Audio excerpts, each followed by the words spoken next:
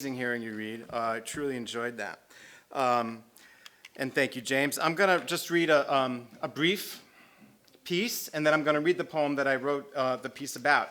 It's about the Browning poem, Childe Roland to the Dark Tower Came. And I'll just begin.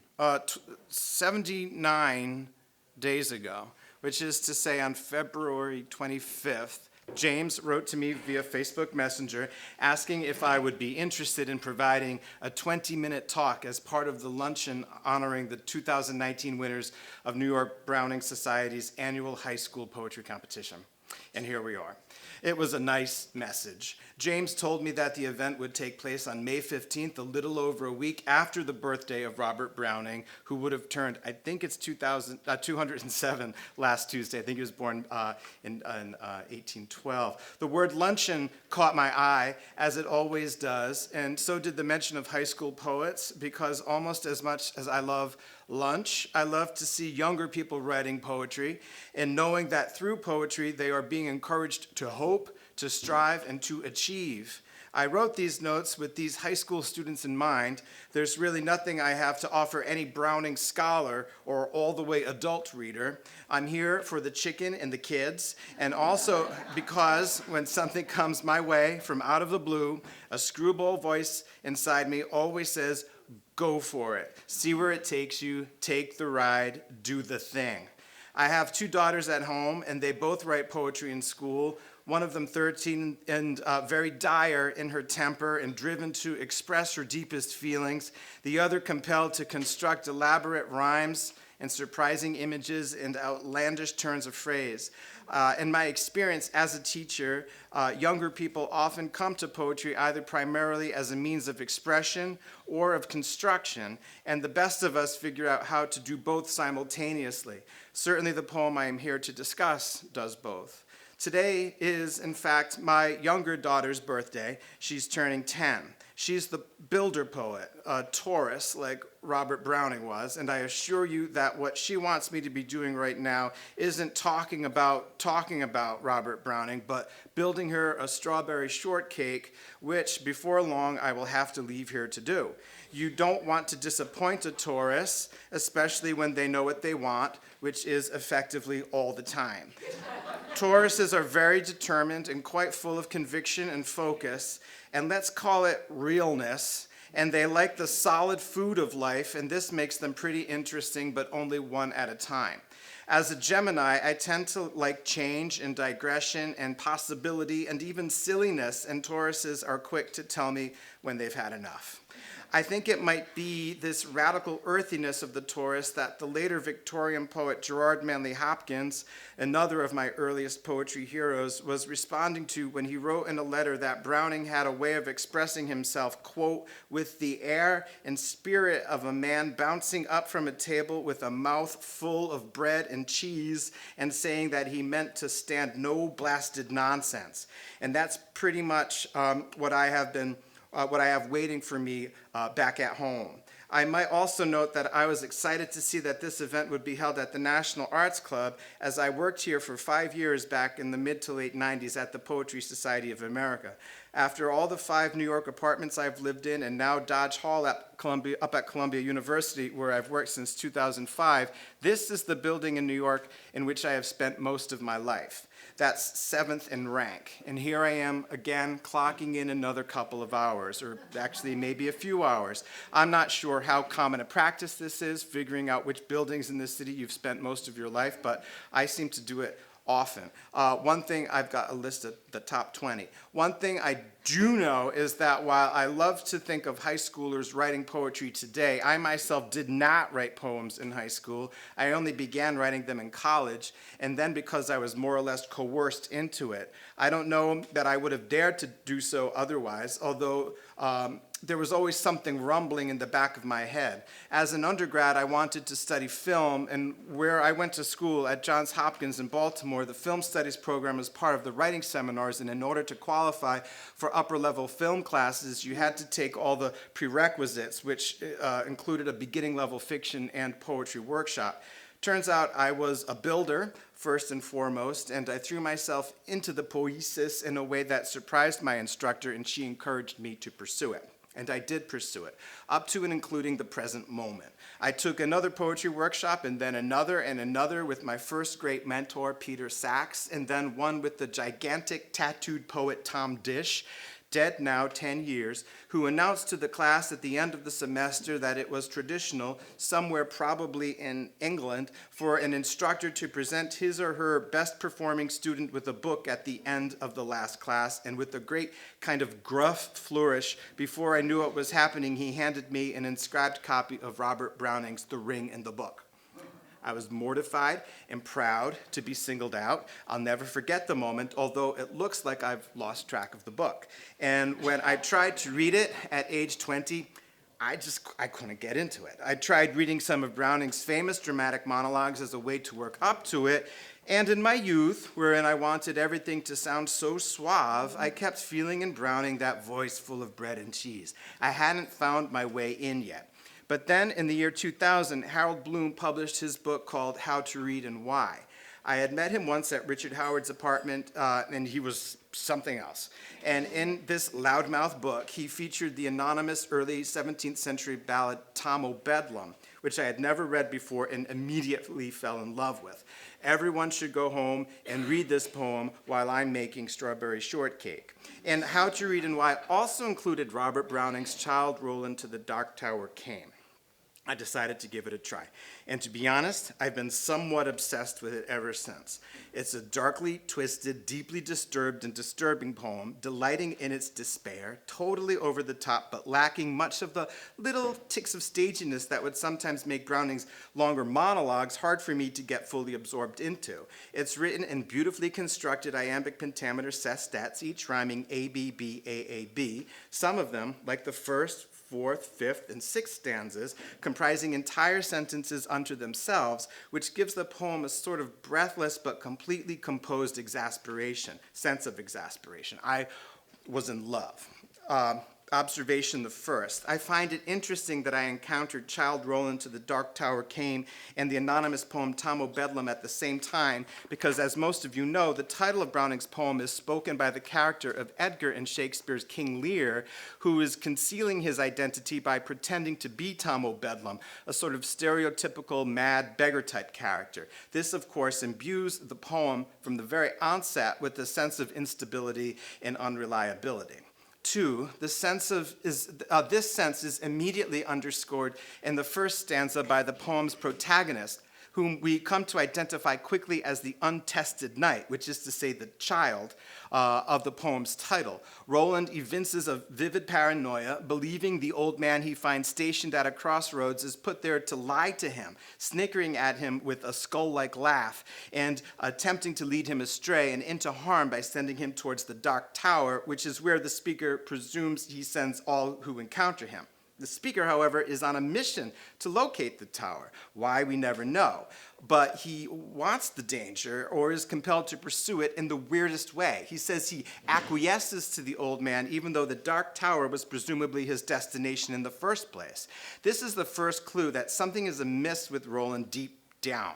Rather than confidently marching towards what he wants and knows to lie in a certain direction, he instead presents himself as surrendering to the will of a creepy ne'er-do-well who in fact sends him towards the same thing. It's as if rather than walking down the stairs toward your goal, you stood at the top of them waiting for someone to push you down them instead. Moreover, Roland relates that he dare not dream of actual success on his mission, specifically because his hope has so atrophied that he wouldn't be able to sustain it. What really satisfies him is the idea of imminent failure, which is the kind of ending he feels equipped to deal with, like a man on his sickbed who leans into death because he doesn't want to disappoint his friends who have already come to terms with his loss. We soon come to understand that the speaker has, quote, heard failure prophesied oft over the years, and that to fail, like all other knights who have come before him, would be to succeed to live up to what's expected and what's been forecast.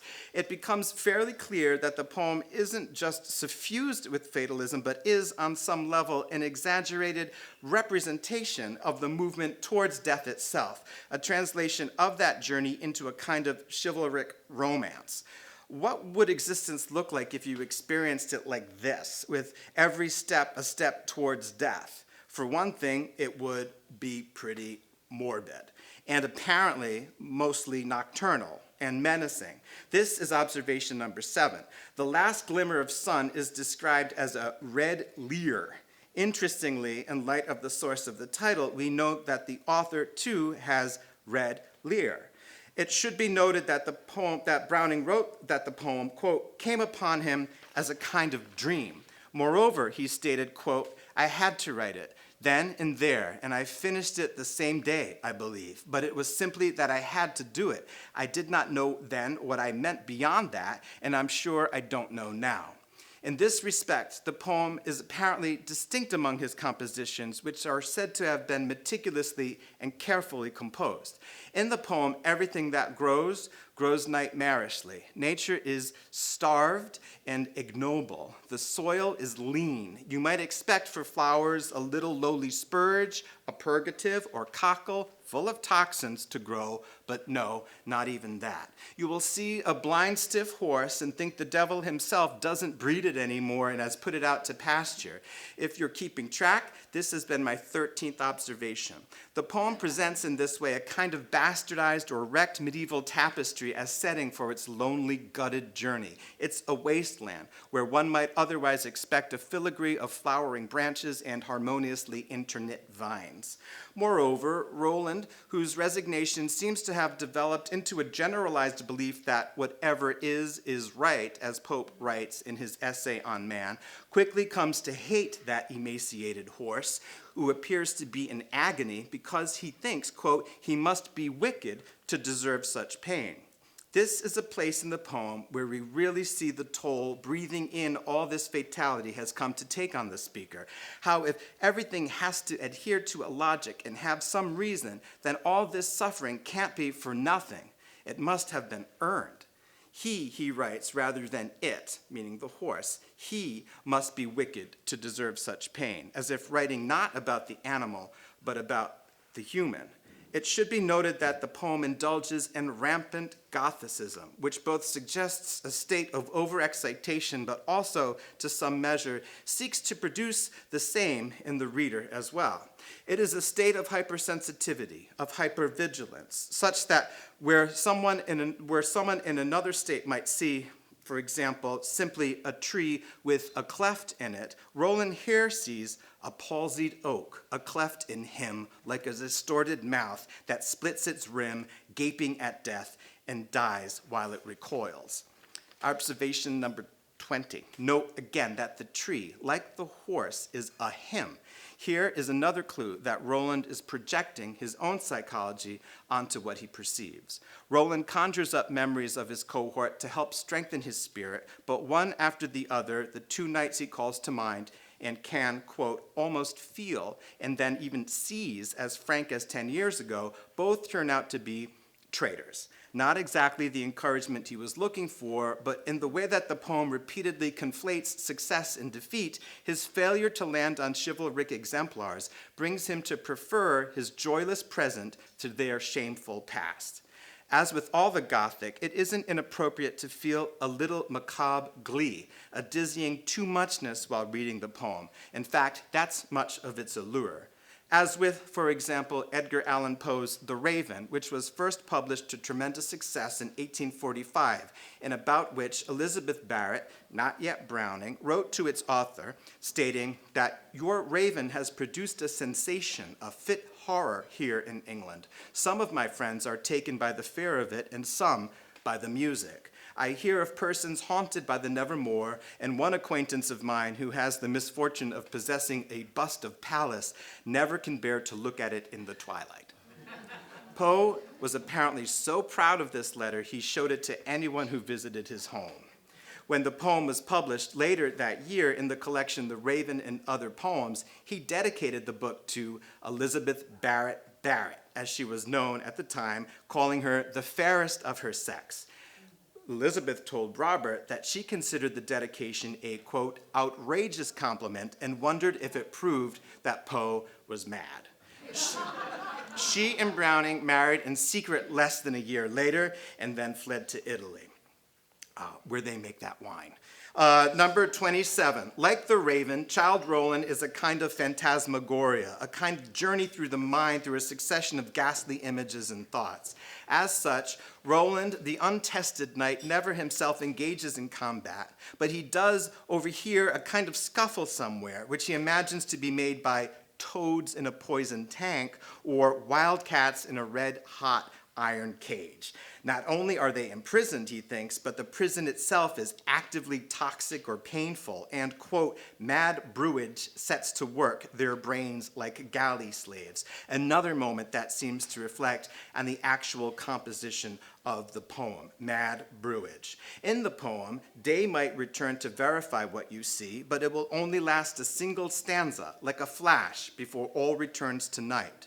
I take it back. Roland does have one moment of combat, or something close to it, in what might be the poem's crescendo of grisliness. While crossing a river, always suggestive in medieval dream visions of the movement into the realm of the dead, Roland spears what he thinks must be a dead man's cheek, although supposes it might also have been a river rat, then doubles down on the grisly by adding, it sounded like a baby's shriek. This is the poem's most horrific moment, imaginatively skewering together corpse and rat, and then, worst of all, baby. What a bad kebab. This is my 29th observation. I call it a bad kebab in honor of my favorite phrase in the whole of the poem, which happens to appear in the poem's 29th stanza. That phrase is, namely, in a bad perhaps. A bad perhaps. This is sort of like the fearful version of the false surmise that Milton's speaker consoles himself with in his Lycidas. If some dreadful conjecture overtakes you, which is again what the poem overall feels like, you might say that it has come to you in a bad perhaps. Suddenly, Roland, beginning to give up on his quest to find the tower, realizes that he's there, again conflating success and victory, as to achieve death is always ineluctably comes at a loss, and not just any loss, but the loss of life. But what an adventure it's been. All life, death does end, wrote Hopkins, and Browning's poem allows us to experience the darkest implication of this truth, namely that the end, or the goal of life, is itself to die. But he does so by providing us with a certain measure of macabre pleasure, a kind of batshit theatrics in the face of the inevitable. Standing before the tower, he sees on the hills around him all the lost adventurers who came before him, a company of the dead into which he now gathers, quote, in a sheet of flame, which, sure, doesn't sound super comforting, but it gives Roland a newfound strength and a sense of camaraderie. He lifts an apocryphal instrument known as the slughorn to his lips and somehow manages to blow the words, Childe Roland to the dark tower came, at the very end of the poem, circling back to the title as if in a loop of eternal recurrence. What I like here especially is that he refers to himself as dauntless, which derives from the Old French verb dompter, related to the Latin domitare, meaning to conquer or to tame. So to be dauntless, like Roland is, in the end, is to be unvanquished, undefeated. And what I like about him is that he ultimately seems to burn through his fear in neurosis. So maybe that's why there's that sheet of flame. These fires are purgatorial fires, and they're being purified when they stand in them. Skitterish and over the top, he has nonetheless reached his destination. He's done the thing. He's done the inevitable, but done it his way. And ultimately, that is what keeps me coming back to the poem, that through its sick histrionics, it gets to where it needs to go. He does the thing. He looks the nightmare in the eye and plunges into it to the heft. To do the thing, he tells us, but to do it in your own way, and to let others take note. I'm now going to read the poem in the wash of all that I just said. Childe Roland to the dark tower came. My first thought was he lied in every word, that hoary cripple, with malicious eye, askance to watch the working of his lie on mine, and mouth scarce able to afford suppression of the glee that pursed in and scored its edge at one more victim gained thereby. What else should he be set for with his staff? What save to waylay with his lies, and snare all travelers who might find him posted there and ask the road?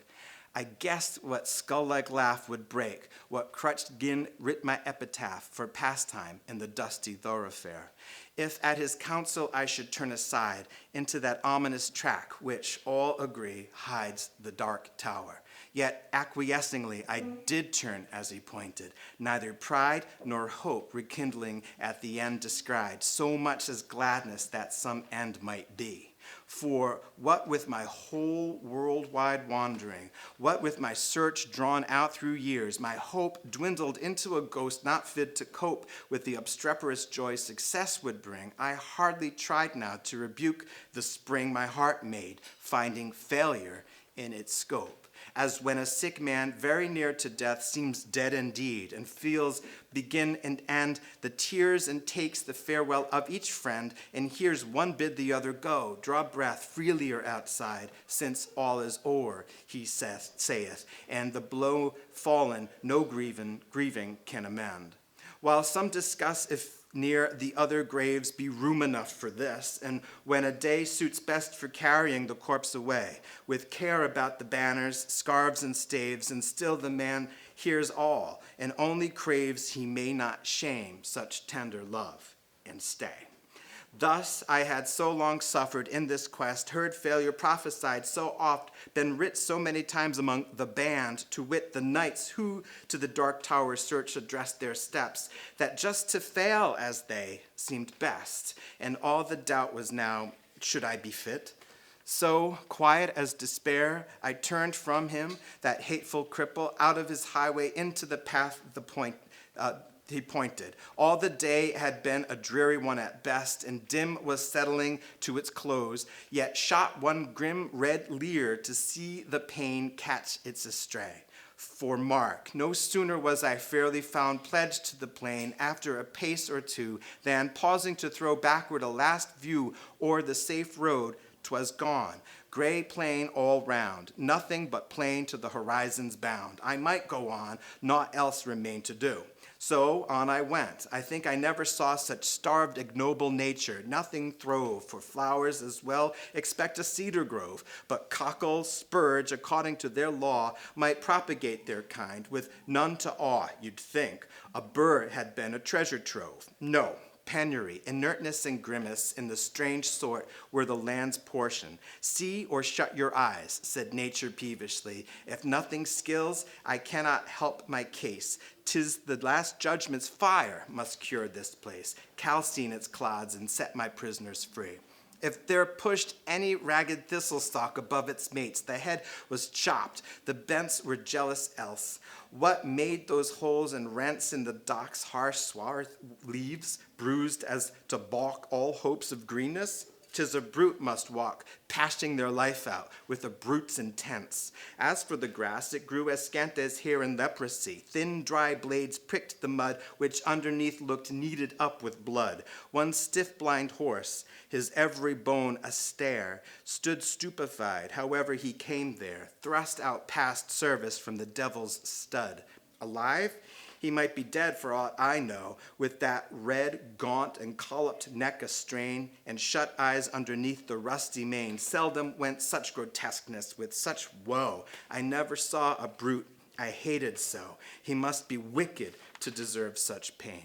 I shut my eyes and turned them on my heart, as a man calls for wine before he fights. I asked one draught of earlier, happier sights, ere fitly I could hope to play my part. Think first, fight afterwards, the soldier's art. One taste of the old time sets all to rights. Not it. I fancied Cuthbert's reddening face beneath its garniture of curly gold, dear fellow, till I almost felt him fold an arm in mine to fix me to the place. That way he used. Alas, one night's disgrace. Out went my heart's new fire and left it cold.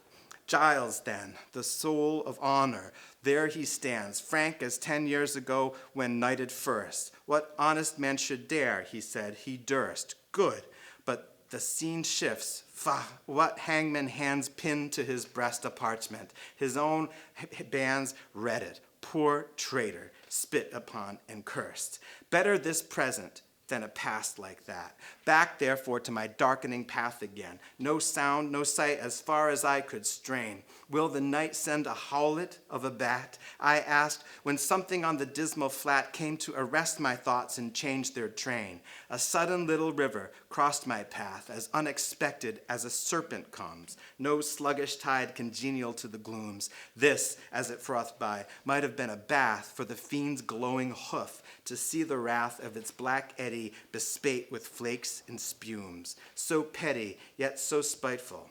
All along, low scrubby alders kneeled down over it. Drenched willows flung them headlong in a fit of mute despair, a suicidal throng, the river which had done them all the wrong. Whatever that was rolled by, deterred no whit.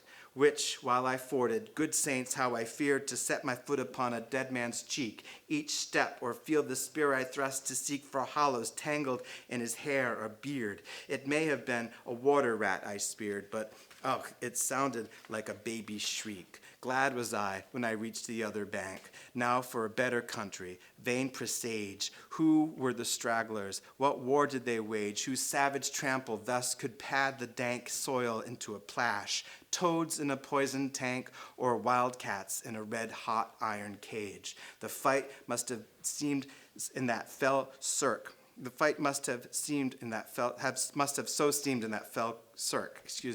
What penned them there with all the plain to choose? No footprint leading to that horrid muse, none out of it. Mad brewage set to work their brains, no doubt, like galley slaves the Turk pits for his pastime. Christians against Jews. One and more than that, a furlong on. Why there? What bad use was that engine for? That wheel or brake, not wheel, that harrow fit to reel men's bodies out like silk, with all their air of Tophet's tool, on earth left unaware, or brought to sharpen its rusty teeth of steel. Then came a bit of stubbed ground, once a wood, next a marsh it would seem, and now mere earth desperate and done with. So a fool finds mirth, makes the thing and then mars it, till his mood changes and off he goes, within a rude bog, clay, and rubble, sand and stark black dearth. Now blotches rankling, colored gay and grim, now patches where some leanness of the soils broke into moss or substances like thus. Then came some palsied oak, a cleft in him, like a distorted mouth that splits its rim, gaping at death, and dies while it recoils. And just as far as ever from the end, naught in the distance but the evening, naught to point my footstep further. At the thought, a great black bird, Apollyon's bosom friend, sailed past, nor beat his wide-winged dragon-penned that brushed my cap, perchance the guide I sought. For, looking up, aware I somehow grew, spite of the dusk, the plain had given place all round to mountains, with such name to grace mere ugly heights and heaps now stolen into view. How thus they had surprised me, solve it you. How to get from there was no clearer case, yet half I seemed to recognize some trick of mischief happened to me, God knows when, in a bad perhaps. Here ended, then, progress this way, when, in the very nick of giving up, one time more came a click, as when a trap shuts, you're inside the den. Burningly it came on me all at once. This was the place, these two hills on the right, couched like two bulls, locked horn in fight, while to the left a tall scalped mountain, dunce, dotard, a dozing in the very nonce, after a life spent training for the sight.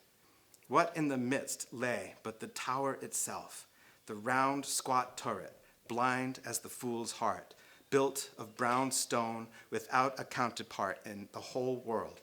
The tempest's mocking elf points to the shipman thus, the unseen shelf he strikes on, only when the timbers start. Not see, because of night perhaps? Why, day came back again for that. Before it left, the dying sunset kindled through a cleft. The hills, like giants at a hunting, lay, chin upon hand, to see the game at bay. Now stab and end the creature, to the heft. Not here, when noise was everywhere. It tolled, increasing like a bell. names in my ears of all the lost adventurers, my peers, how such a one was strong, and such was bold, and such was fortunate, yet each of old lost, one moment knelled the woe of years. There they stood, ranged along the hillsides, met to view the last of me, a living frame for one more picture. In a sheet of flame, I saw them, and I knew them all, and yet, dauntless, the slughorn to my lips I set, and blew. Childe Roland to the dark tower came.